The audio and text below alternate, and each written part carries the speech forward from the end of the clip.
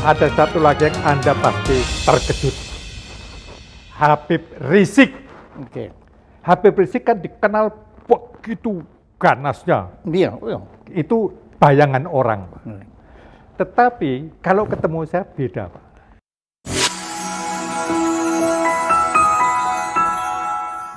Di balik segala opini yang negatif yang sudah tercitrakan kepada pribadinya, sebenarnya semua itu akan dengan cepat terbantahkan dan langsung tertepiskan kalau kita tahu siapa sebenarnya Habib Rizik Syihab. Kita dapat melihat bagaimana sosok Habib Muhammad Rizik Syihab melalui video-video yang ada ini. Kita melihat di video ini saat secara kebetulan di rumah sakit beliau bertemu dengan Ustadz Yusuf Mansur. Jadi walau berseberangan secara politik, tapi adab pergaulan selalu diutamakan demi persatuan umat.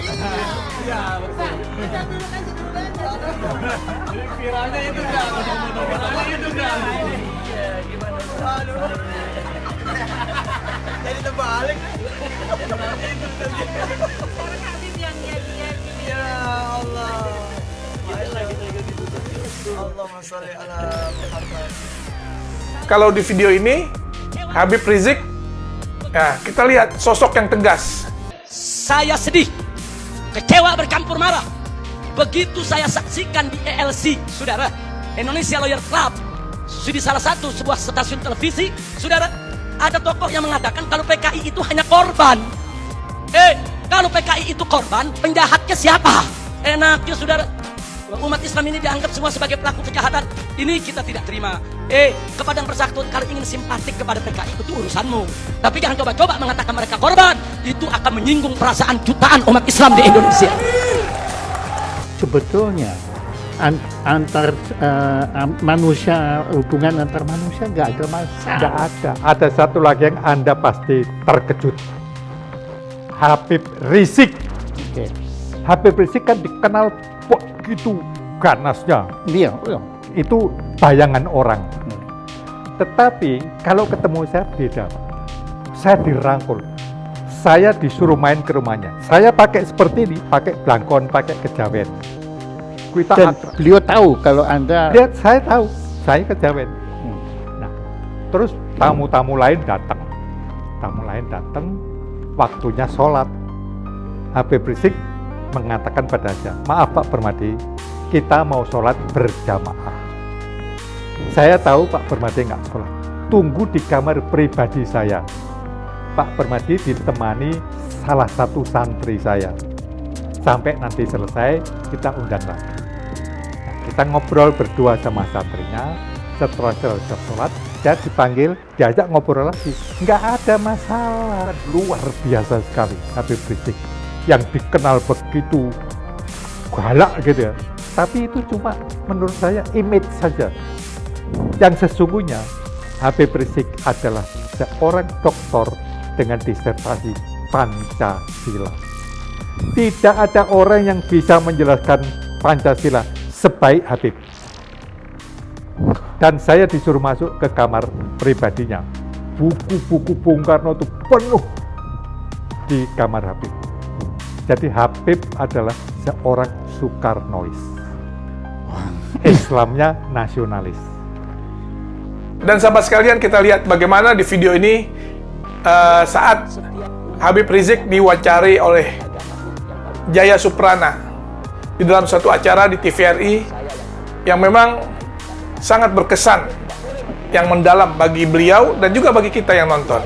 Ketakutan kami itu tidak beralasan, karena ketakutan kami kepada Front Pembela Islam itu, apalagi ketuanya, itu didasari oleh pemberitaan-pemberitaan media massa. Dan justru kami mohon pencerahan dari Habib. Kenapa kok sampai kita ini begitu ngeri, begitu takut? Jadi saya melihat memang, saya tidak katakan semua media, tapi banyak media-media yang tidak memberitakan Front Pembela Islam apa adanya. Jadi mereka hanya memberitakan ya sesuai dengan keinginan mereka. Saya berikan contoh. bagaimana laskar-laskar FPI pada tahun 2004 ketika terjadi tsunami di Aceh. Itu ada 1.300 laskar turun ke Aceh, bekerja di sana selama 4 bulan. Itu mengevakuasi tidak kurang dari 100.000 mayat. 100.000 mayat. Itu satu pun media tidak ada memberitakan. Nah, kemudian begitu juga bagaimana kerjasama FPI umpamanya dengan Kementerian Sosial di dalam program bedah kampung. Jadi ada satu program bedah kampung yang dilakukan oleh Kementerian Sosial yang FPI diajak untuk bekerja sama. Dan kita buat MOU resmi. Bagaimana perumahan-perumahan perumahan rakyat miskin yang memang tidak layak huni di Jakarta maupun di luar Jakarta, bersama-sama dengan Kementerian Sosial kita turun, kita melakukan bedah kampung. Nah, ini juga kan tidak pernah masuk pemberitaan. Iya, saya nggak pernah tahu itu. Begitu juga kerjasama FPI dengan Kementerian Agama RI. Bagaimana kami turun di lokasi-lokasi yang banyak dihuni oleh warga Ahmadiyah, untuk kami melakukan pembinaan. Bukan kekerasan. Penyadaran, bukan kekerasan. Saya kasih contoh satu di Tenjo Waringin, perbatasan antara Garut dengan Tasik. Di sana kami melakukan pembinaan dari tahun 2009. Sampai hari ini sudah lebih dari 800 warga Ahmadiyah kembali kepada Islam. Nah, hal-hal semacam ini tidak ada yang dimuat oleh media. Jadi manakala ada suatu kejadian yang kebetulan katakanlah terjadi tindak kekerasan, nah kadang-kadang itu yang di blow up oleh media tanpa memberitakan tentang akar persoalannya. Nah, saya kasih contoh satu kejadian di tahun 2001. Itu ada kejadian di kota Jakarta ini, ada satu tempat pembinaan olahraga biliar yang dikelola oleh KONI pusat. Tapi ternyata disalahgunakan oleh kelompok-kelompok masyarakat tertentu untuk ajang perjudian, penyebaran ekstasi, dan ajang prostitusi. Nah, kita sudah melakukan berbagai macam pendekatan ke KONI, ke Pemda DKI, laporkan ke polisi, sampai 2 tahun itu tidak ada tindakan. Sementara masyarakat setempat sudah resah.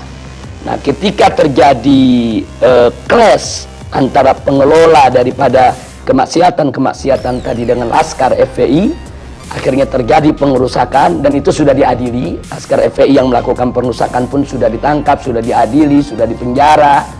Tapi akhirnya tempat olahraga itu pun sampai saat ini tidak dijadikan tempat maksiat lagi. Jadi sampai di penjara berarti memang FPI ini tidak membenarkan kekerasan. Ya, kita tidak membenarkan kekerasan. Artinya kalau memang ada laskar kita yang bersalah, kita serahkan ke polisi. Silakan diproses, silakan diadili, silakan dipenjara. Cuman yang memprihatinkannya Pak Jaya, peristiwa tersebut kan terjadi 2001. Sebetulnya kan sudah clear, sudah masuk pengadilan. Tapi beberapa stasiun televisi sampai hari ini diulang-ulang terus itu pengerusakan.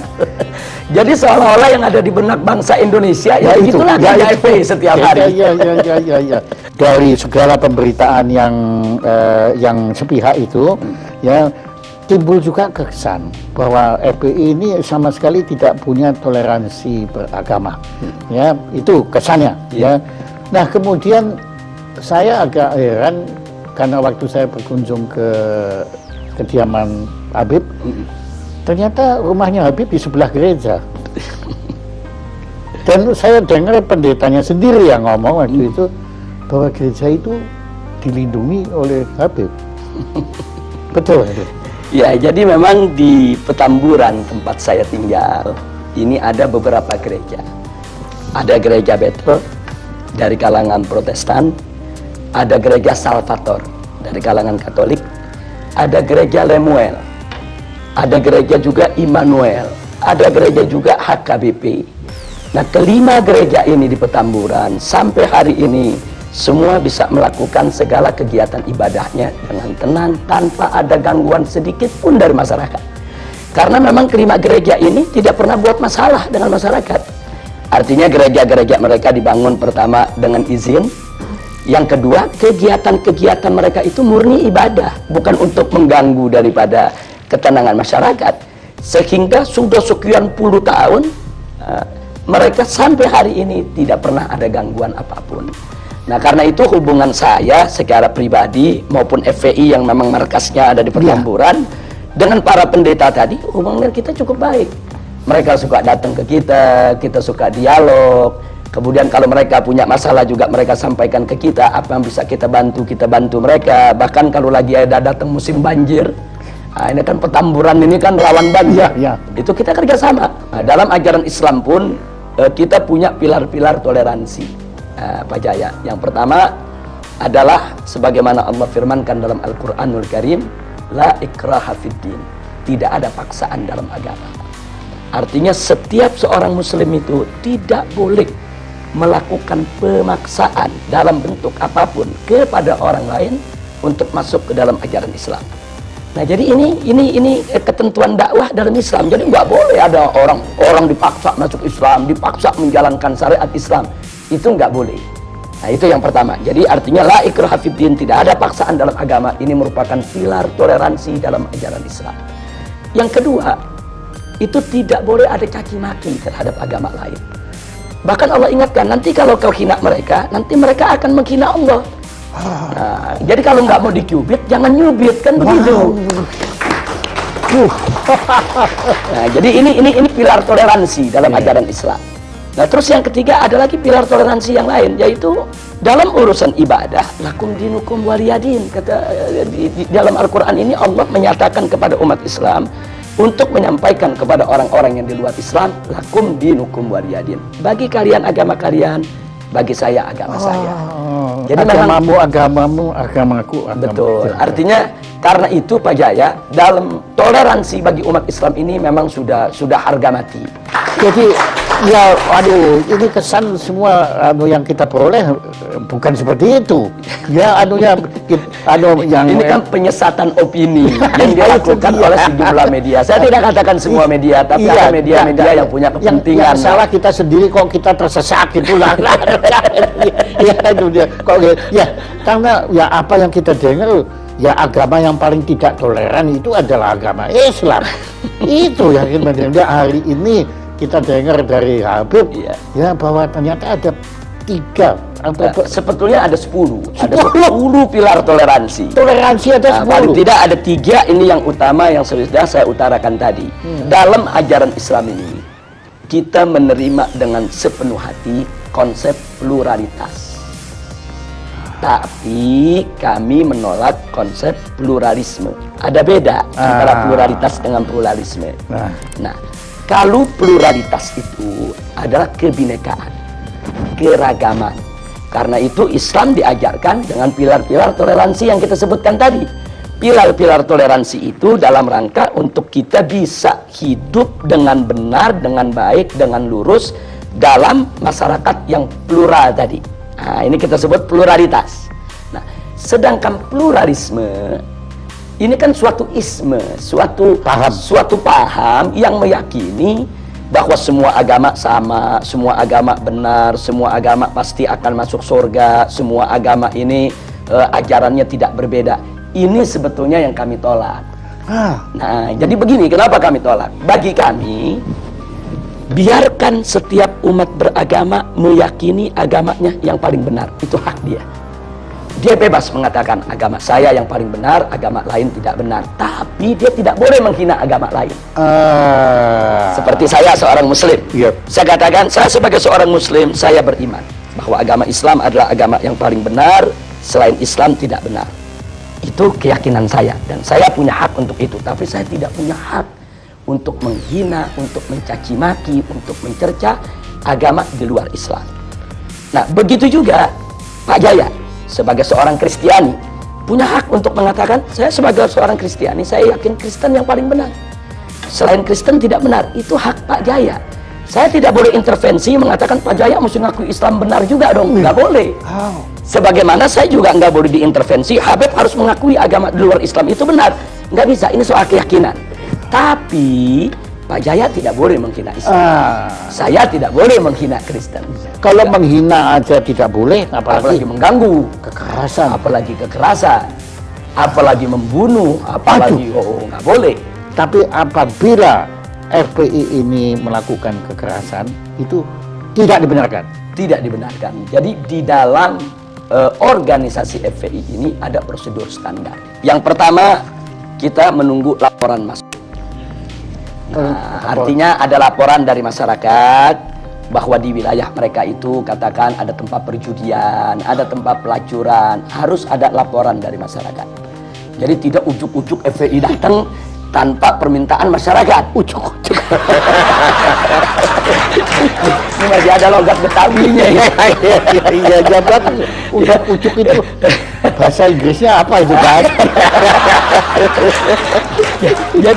Jadi kita mesti ada laporan dulu dari masyarakat. Nah, kalau masyarakat melapor, berarti kan di sini ada ketidaknyamanan dari masyarakat terhadap kemaksiatan tadi. Nah, kalau laporan sudah masuk, kami lakukan langkah investigasi. Oh, pakai ide investigasi. Ya, artinya kami periksa Teliti dulu laporan masyarakat itu Benar benar nggak? atau tidak. Kita himpun data, apa itu dengan film, apa dengan foto, kita himpun data. Jadi betul-betul terbukti kalau di sana memang sesuai dengan laporan masyarakat tadi. Iya, jadi makin tidak ujuk-ujuk gitu. Betul. Nah, kemudian setelah itu masih ada langkah ketiga. Setelah data terkumpul, kami lakukan pemetaan wilayah. Oh, Nah, maksudnya pemetaan wilayah begini.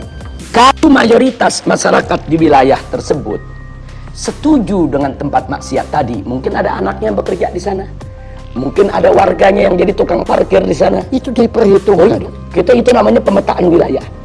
Nah, andai kata masyarakat di sana masih mendukung tempat maksiat tadi, maka kami sebut wilayah dakwah. Kami harus kirim ustadz, kirim guru, kirim pendai, pendakwah untuk menyadarkan masyarakat kalau maksiat itu berbahaya bagi kehidupan mereka. Itu bisa setahun, bisa 2 tahun, bisa 3 tahun, bisa 5 tahun. Kesadaran masyarakat ini Dan kan, itu pernah terjadi. dan memang sering, bukan pernah, sering terjadi. Makanya ada sejumlah tempat maksiat sampai hari ini tidak disentuh oleh FPI. Nah, orang yang tidak paham, mereka pikir, oh ini nyetor sama FPI ini.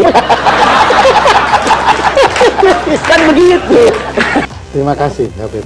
Ya, ini suatu pencerahan, suatu pelajaran, pengalaman, masukan informasi bagi kita semua untuk lebih bisa memahami makna perjuangan FPI yang Insya sebenarnya. Allah, insya Ya, Allah. dan moga-moga juga siaran talk show yang sederhana ini ya itu bisa didengar juga oleh pemirsa-pemirsa sebanyak mungkin supaya mereka pun atau kami ya, saya beratasnya mereka juga bisa memahami dan kita bukan lagi takut, bukan lagi curiga, bukan lagi benci pada FPI, tapi kita mungkin bisa bersama-sama FPI untuk memerangi maksiat di Insya Allah. angkara murka di negara kita tercinta ini. Saya pernah bertemu dengan beliau dan luar biasa. Beliau ini adalah orang yang sangat tawadu dan sangat menghormati tamu. Tak kenal maka tak sayang. Itu adalah peribahasa yang tepat mengungkap sosok Habib Muhammad Rizik Syihab.